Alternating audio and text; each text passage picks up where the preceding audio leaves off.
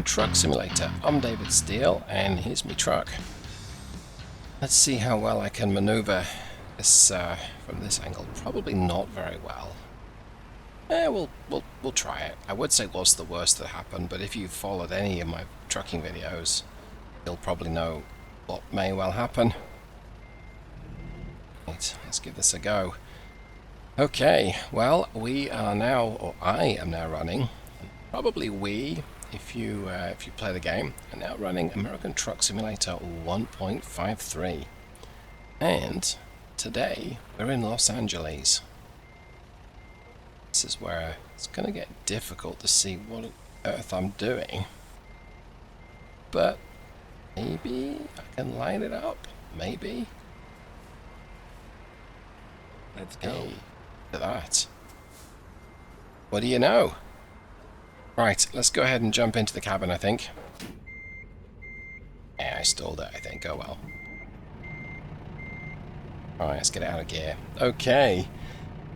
Right, well, we're in a Volvo VNL 7030, I think. It's the 2014 version. And we're going to take a bit of a trip today. It's not that far. What have we got? 184 miles in 4 hours. It's not an urgent delivery, so we've got nearly 8 hours to get this job complete. And we're going to just explore part of Los Angeles, but also part of California. California Rebuild 4. And I have to say, I'm very happy with how California looks and feels. And I've spent a bit of time in Los Angeles and the Southern Valley area, and yeah, it's good. It's enjoyable. They brought it up to date with all the other modern states. So what's not to like? So equipment for the trip today. A couple of details to note. One of which is we're using an engine that's, at the time of recording, just a few days old into the production version of Steele Productions Engine Pack. Wow, that's a long-winded way of saying it's a new engine. This is the Cummins ISX15. It's 2013 generation engine, and it's the 400 horsepower variant, but it's the 1850 foot-pounds of torque model. I'll talk about why that is something. Few seconds. Visibility is not great here, but it looks like it's good enough. So 1.53 has brought a few improvements to the game, one of which we're about to experience, and that is that the camera will automatically correct. So I'm going to go ahead and there you go. See that? That was the camera automatically correcting back to the dead ahead position. It's taken me a little bit of time to get used to it. And I made it give me a delay of 5 seconds, and the movement is slow. You can make it immediate, and that's okay, but I wasn't really ready for that. Turn right. So there are times when it's a little bit annoying. Like now, I'm looking right because I'm going around a corner. It's gonna switch back. There you go, to the dead ahead almost immediately. Is how it feels. But it's not the end of the world, and I have gotten used to it, I should say. I haven't found it too big a deal. I have mapped a button on my controller to be the reset view, this view here. I'll just stroke a lock. And it's a pretty big thing to get used to. Well, I'm saying that. It's not been that difficult. Turn left. Okay, let's negotiate here. A little quickly, scrub off a bit of speed, back on the power. Yeah, and I timed it just right there. I say I timed it. 5 seconds was about right. Oh, I'm not going to cut up this red sedan. Oh, I forgot to check my ride height. Oh well. Okay. It's my cruise control here. We're using an automated 10-speed today. It's an ultra shift. It's got a 264 final drive, so it's a little bit taller than the standard one that comes with the game. Again, this transmission is available in the Steele Productions Engine Pack, and yes, I know it's a well-worn sales technique, guys. It's fine. All right, I'm going to just hold it at 40 because we're going to crest this bridge And then we're going to pick up speed. Switch to the drive-by view. I have no idea what we're going to get with this. Keep left. Oh, not bad. Okay. Kind of happy with that view. Bit of wheel camera view here. Like so. And the self-correcting view is also true if you use option number 2, which is the external view. So let me go around this corner here. Not really seeing that much of Los Angeles, unfortunately. It's okay. Cruise to 45. So if I switch to the external view here, Keep left. that's the default view to 55 now. As I move around my view like this, maybe you want to take a look at the rear quarter view of the truck itself in the lane. It resets back up to 5 seconds. So actually, I've gotten used to it. I don't tend to drive along like this. That's me putting it back manually. So yeah, I mean it's different. It's customizable. I don't dislike it. The other change, as well as the map, and it's a little hard to tell because right now the game is running a little jankily. There's quite a lot going on in terms of the sort of city and whatnot that's behind us. But they appear to have polished performance just a little bit. Now, as you can see from the map view here, in fact, let me switch my dashboard map to show the wider area. I haven't explored Los Angeles much in this profile. But what I have explored, yes, it's a bit of a performance hog. These modern cities, the modern states. Then exit left. Left here's my exit. Exit left. Oh, come on, pickup truck. Don't be a jackass.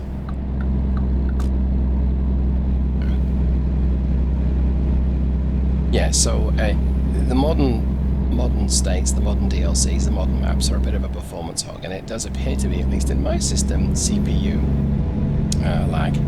The CPU can't keep up with the amount of information that it needs to present to the GPU. And a quick glance down, it looks like my CPU load is about 25%. Now, there's a bit more nuance than just saying that. My GPU load is 50-odd%. I'm using lossless scaling, and my frame limit is capped at 30 frames per second, and it's doing 28 right now, 28, 29. It's really close to 30. I think using OBS to record the screen does take the edge off it,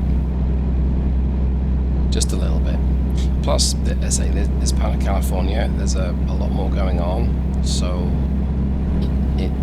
I'm going to give it a bit of forgiveness for not being as buttery smooth 30 frames per second as I would like. And yes, I know if you're a gaming aficionado, or whatever the term is, 30 frames per second might be making you wriggle and squirm. It's okay in a game like this. Yes, it's not always the most responsive, and there's something I find the responsiveness of the game, and I'll talk about that in just a little bit. But overall, I don't expect a big rig to drive like a racing car. Having a little bit of lag in the controls seems completely in character with hauling 20,000 pounds of are these buckets I've got today. Is that what they're called? Are they called buckets? Clamshell buckets. Clams. Like a bit of clammage.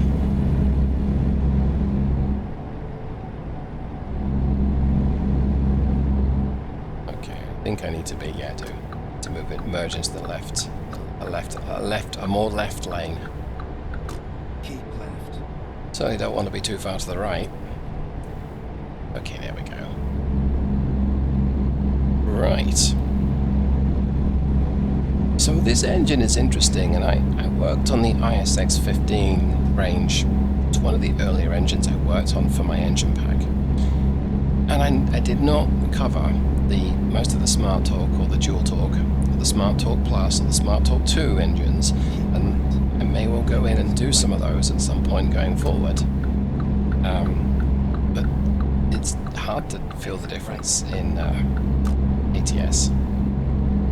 And I also didn't cover some of the more unusual ratings, and I think that the 400 horsepower 1850 foot-pound of torque engine is one of the more unusual ones. But why is it unusual, number one, and why would you want to use it? Well, the reason why it's unusual is that most engines, not all of them, most engines with about the 1850 foot-pounds of torque are typically 500 horsepower or more, 550. There are some 600 horsepower engines with this much torque. So why would you want an engine that only produces 400 horsepower? Well, there's a good reason why I'm in California and using this engine, and that is that you need power to maintain speed. You need power to get up to speed, basically, and maintain speed. So if you don't have much power, you can't reach such a high speed. Torque, however, you need that to be able to climb a gradient. Now, this is a massive oversimplification, but if you have a high torque engine, your engine is much better able to change its speed or maintain its speed when putting it under load. And so right now, we are going up a fairly steep gradient, and we're holding on to 55. Yeah, we're actually still holding on to 55. There are other 400 horsepower engines in the ISX15 range. The other one is the 1450 foot-pound of torque, 400 horse. I'm going to take a sip of water.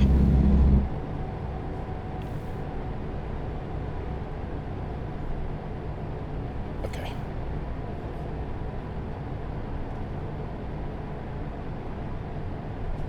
So, we want all the torque to haul a load and climb a hill. But in California, my speed limit is 55.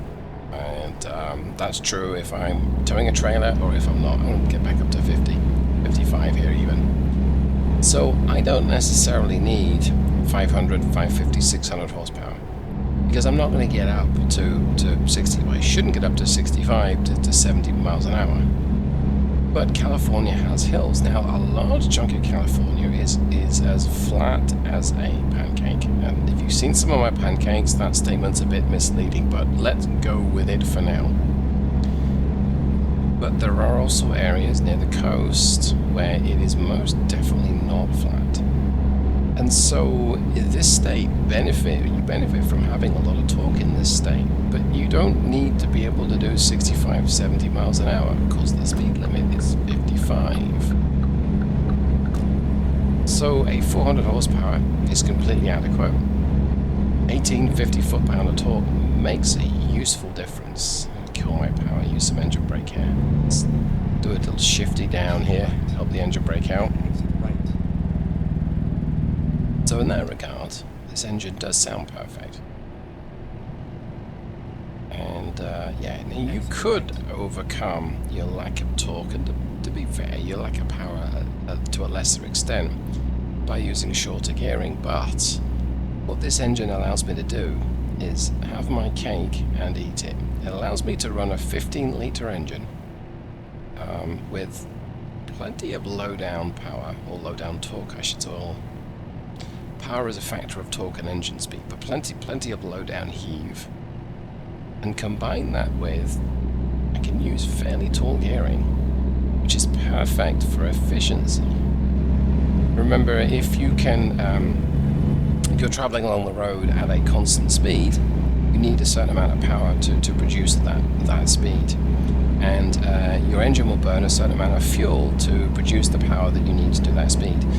So that's all fine and well, but if you can produce that power with an engine turning over slowly, you've got less mechanical friction taking place in the engine. There's a bit more to it than that, but the long and short are, I'm doing what, 1250 revs at 55?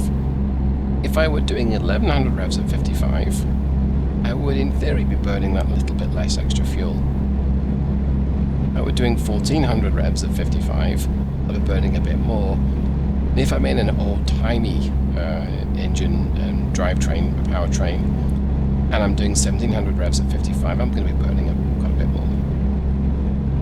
Is this truck geared appropriately? I'm going to say yes.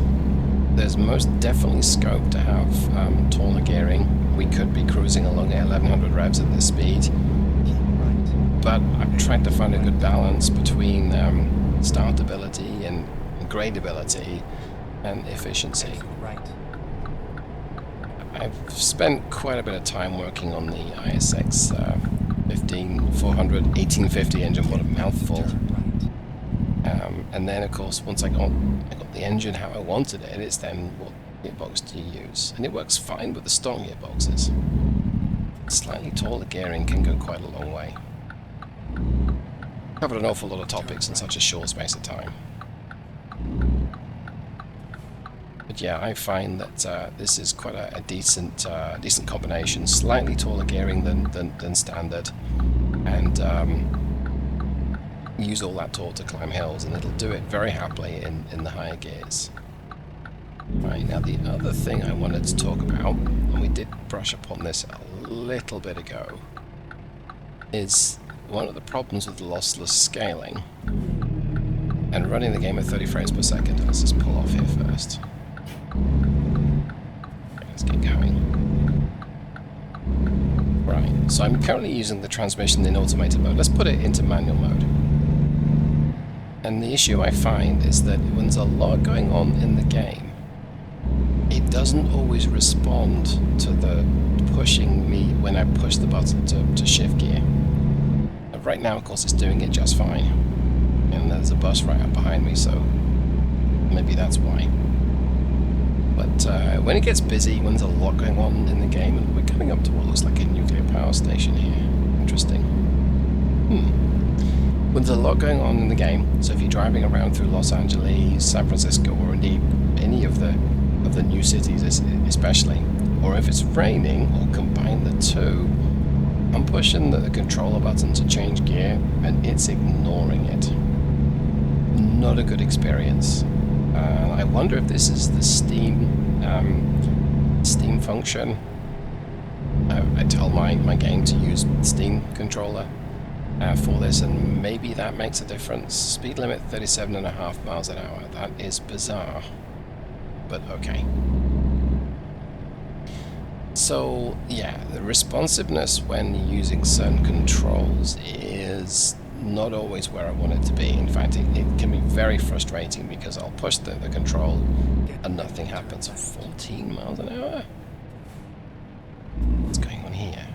Is this normal? Let's see, what does this sign say? Seatbelts required on company property. Okay. I moved off in third intentionally there.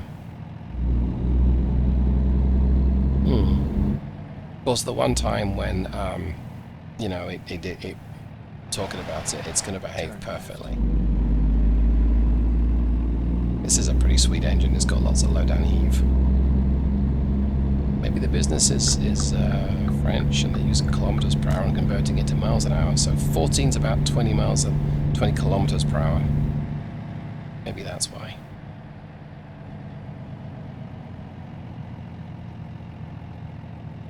So the only time that, yeah, like I say, the only time I find that the game is not great, running at 30 frames per second, and then can be very frustrating, is when it's busy, when it's raining, when I'm in a city, there's a lot of traffic around, and it doesn't want to change gear. I end up having to try again, and you miss gears, and your driving becomes very imprecise.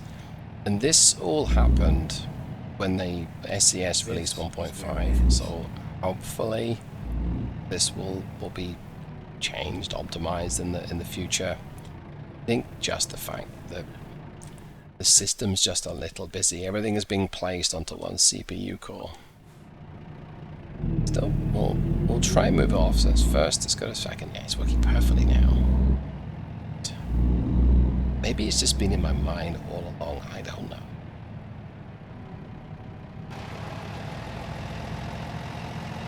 Right, well, like I say, a really short, simple journey today. I want to talk about a few things. A bit glitching graphics there. Okay, that is what it is. I yes, let's see how well we did. But first of all, so the cargo is 19,600 pounds. Let's turn the engine off. Gearing is sensible, not too high, not too short. There was a pretty big gradient, not that we could really tell because it held it just fine. It's a 15-litre engine, so all that throwing into the equation, I'm thinking we're going to be getting, it's a shorter trip, somewhere between 5.5 and 6 miles per gallon. So let's find out. Now, if this were a 12-litre engine, this were an ISX12, or D12, D13, we might be getting more. Let's see, 185 miles, and we did, what, 26 gallons? Oh, 25.9, I suppose, but 26 gallons. That's actually really good. That's about 7 miles per gallon. That's very good. Well, I mean, it could happen. You're able to generate power at much lower engine speeds with this engine than you are compared with others. So it's a little higher than I expected. I used to burn a little bit less fuel. Hey, it seems to tie in with everything else I do with efficiency. Anyway, I hope you enjoy this. Hope you got something from this. This engine is now available in the Steele Productions Engine Pack. I also added in some 2010 variants of the ISX15 too. They're a little different to the 2013, so if you like playing around with nearly stock engines, go ahead and give it a go. But like I say, hope you got something from this. Hope you enjoyed it, and maybe I'll see you the next time. Thanks so much, everyone. Goodbye.